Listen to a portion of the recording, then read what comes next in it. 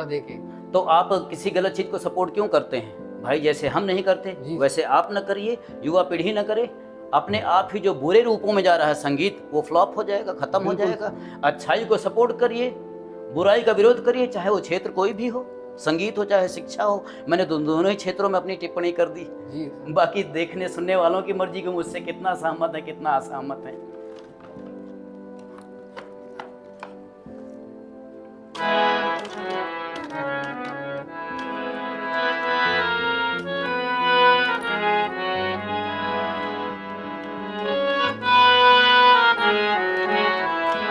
तो अभी मुकेश जी का एक गीत मुझे याद आ रहा है जो कि मेरे प्रिय गायक हैं।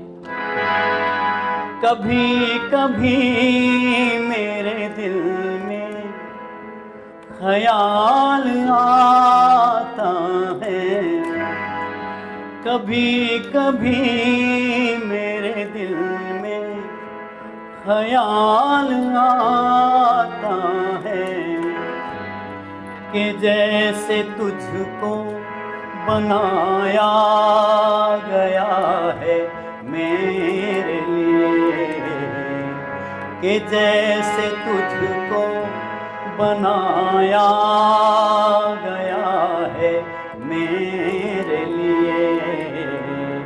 तू अब से पहले सितारों में बस रही थी कहीं, तू अब से पहले सितारों में बस रही थी कहीं। तुझे ज़मीं पे बुलाया गया है मेरे लिए, तुझे ज़मीं पे बुलाया गया है मेरे लिए। कभी कभी मेरे दिल में ख्याल आता है, मैं पल दो पल का शायर हूँ, पल दो पल मेरी कहानी है, पल दो पल मेरी हस्ती है, पल दो पल मेरी जवानी है। मैं पल दो पल का शायर हूँ।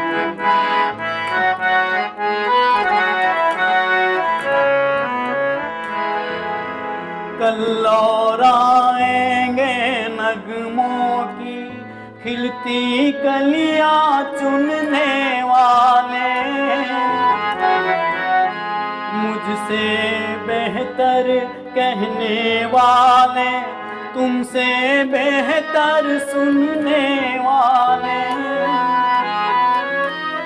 क्यों कोई मुझको याद करे, क्यों मुझको कोई याद करे, मशरूफ ज़माना मेरे लिए क्यों मत अपना बर्बाद करे। मैं पल दो पल का शायर हूँ, पल दो पल मेरी कहानी है, पल दो पल मेरी हस्ती है, पल दो पल मेरी जवानी है। मैं पल दो पल का शायर हूँ। बहुत सुंदर।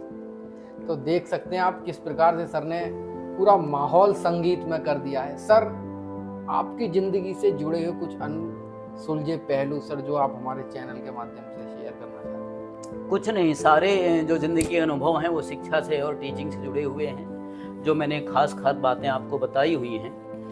बस ये ध्यान रखें कभी भी बहुत ही आकर्षक विज्ञापनों से आकर्षित ना हो, क्योंकि विज्ञापन में अगर दिखा रहा है कि हमारे जो है ना 100 स्टूडेंट्स कामयाब हुए हैं, तो कितने लाख कामयाब नहीं हुए वो कभी नहीं दिखाते हैं। तो इस पे भी ध्यान देखेंगे कि तुम्हारे यहाँ 1 लाख स्टूडेंट आए और उसमें 1000 सेलेक्ट हो गए, तो बाकी 99,000 का सिलेक्शन क्यों नहीं हुआ? ये सवाल आपके दिमाग में आना चाहिए। कहीं और आपके शहर में हो सकता है कि कोई 100 में से 20 सिलेक्शन हो गए तो वो तो ज़्यादा अच्छा परसेंटेज आ गया हो ना। इस बात का ध्यान रखें। और बातें तो बहुत हैं, बाकी आप जिस फील्ड की बात पूछेंगे उधर की मैं बताऊंगा।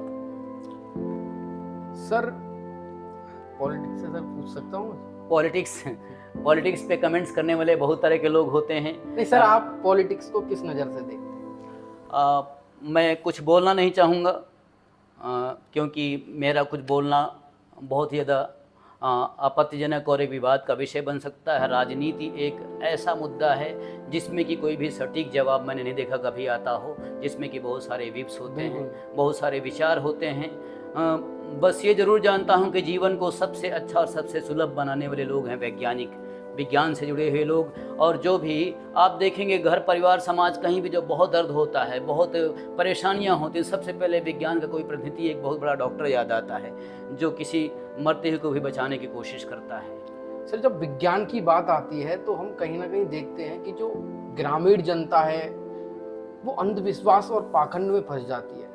सर किस प्रकार से इन चीज़ों को धीरे धीरे दूर किया जाएगा? यदि आपके विचार सर, क्या आपके विचार क्या होने चाहिए इस सब विचार? बिल्कुल, इस बारे में तो मैं अपने विद्यार्थियों को भी बताता हूँ कि आप जिसके बहुत बड़े भक्त बने हुए हो खुद आप उसको देखो, कभी वो मुसीबत में पड़ेगा तो सीधे विज्ञान की शरण में जाएगा।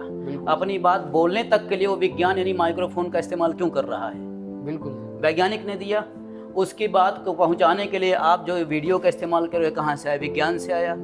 हाँ, या जब भी मैंने बताया कोई जानलेवा बीमारी है, 95% समस्याओं का समाधान डॉक्टर कर देते हैं अगर सही समय पे सही इलाज मिल सके तो। भाई 5% की कोई गारंटी नहीं मिल सकती है। तो जो वैज्ञानिक हैं उन वैज्ञानिकों ने अगर स्मॉल पॉक्स का टीका नहीं बनाया होता तो आज किसी के चेहरे खूबसूरत नहीं होते। अगर पोलियो का वैक्सीन नहीं बनाया होता वैज्ञानिक सेबान एंड साक ने तो आज बड़े बड़े क्रिकेटर और स्टार जो है ना ये इस तरह से स्वस्थ नहीं होते। तो विज्ञान के महत्व को कभी भी नकारा नहीं जा सकता। सर जब मैं भी सर आपका स्टूडेंट रहा हूँ, जब आप पोलियो की बात करते हैं तो सर एक आपका बहुत अच्छा डायलॉग है जो एक कॉमेडी के रूप में भी ले लिया जाता है कि यदि पोलियो वैक्सीन की खोज नहीं होती तो सर सभी बारात में पोलियो डांस कर रहे होते। सर ये आपका बहुत और भी सर ये आपका एक फेवरेट सॉन्ग था सर, मुझे याद नहीं है लेकिन बात सर बहुत पुरानी हो चुकी है। और सर कुछ अपनी तरफ से स्टूडेंट्स के लिए आप कुछ बताना चाहते हो? मुझे लगता है ज़्यादातर बातें बता दी हैं, उन्हीं को बार सारांश में बताऊंगा। किताबों से दोस्ती करिए और ये जो बहुत ज़्यादा मोबाइल, इंटरनेट और वीडियो, इससे दूरी बनाइए, क्योंकि लगा वो एक छोटा सा समय था जब कोविड में दूरी बनानी थी, हम कहीं बाहर निकल नहीं सकते थे, तो एक माध्यम आया कि पढ़ाई से जोड़े रखने के लिए वीडियो ऑनलाइन के माध्यम से पढ़ाई से जोड़ा रखा गया था। कभी भी एक रेगुलर पैटर्न ऑफ स्टडी नहीं हो सकती है, क्योंकि हमारे तमाम विशेषज्ञ बताते हैं, चाहे वो हमारे दोस्त आई सर्जन हो, चाहे न्यूरोलॉजिस्ट हो, चाहे साइकियाट्रिस्ट हो, कि लगातार घंटों तक मोबाइल के जरिए पढ़ाई करने वाले उनके स्वास्थ्य पे दुष्परिणाम आते हैं। तो इसलिए इसका मिनिमम से मिनिमम इस्तेमाल करिए। पढ़ाई का जो सही तरीका है, सबसे बेहतरीन टीचर आपकी पुस्तकें हैं, और उसके बाद उन पुस्तकों की कठिनाई को आसान करने वाले आपके जो टीचर होंगे वो आपके गांव शहर के नज़दीक ही, जो सबसे नज़दीकी शहर है वहाँ पर जाकर के उन्हें ढूंढिए और उन्हीं से पढ़िए। इंस्टीट्यूट के विज्ञापन से कोई फर्क नहीं पड़ता, ना ही इंस्टीट्यूट का कोई रिजल्ट होता है। वो रिजल्ट जो दिया हुआ है किसी ने, वो वहाँ पर पढ़ाने वाले टीचर ने दिया हुआ है, और अगर वो टीचर वहाँ से हट करके कहीं और चले गए तो उस इंस्टीट्यूट का उसमें कुछ रह नहीं जाता। इंस्टीट्यूट कहता है ये हमारा रिजल्ट है। कैसे तुम्हारा रिजल्ट है? क्या इंस्टीट्यूट की दीवारें पढ़ाती हैं? बिल्कुल। क्या इंस्टीट्यूट का विज्ञापन पढ़ाता है? क्या इंस्टीट्यूट में लगे हुए एयर कंडीशनर पढ़ाते हैं? टीचर पढ़ाता है।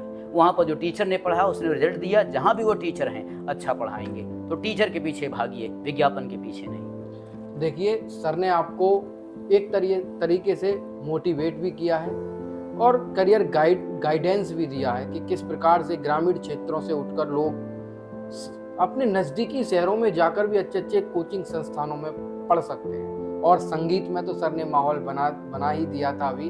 तो सर से और कभी भी मुलाकात करेंगे तो और अच्छे समाज के पहलुओं पर भी बात करेंगे। तो सर का मैं अपने चैनल के माध्यम से बहुत बहुत धन्यवाद देता हूं कि सर ने हमारे लिए समय निकाला, और इसी प्रकार से बने रहिएगा, हमारे साथ देखते रहिएगा। हम इसी प्रकार के शिक्षा से जुड़े हुए जितने भी लोग हैं उनसे मिलाते रहेंगे और बताते रहेंगे कि किस प्रकार से शिक्षा को एक उन्नति के क्षेत्र से जोड़ना है। तो तब तक के लिए बने रहिए, हमारे साथ जुड़े रहिए। राहुल लोधी। बहुत बहुत धन्यवाद देखने वालों के लिए। राहुल आपका भी बहुत बहुत Thank you, धन्यवाद, sir. और आपके साथी जो कैमरामैन है आपका भी धन्यवाद।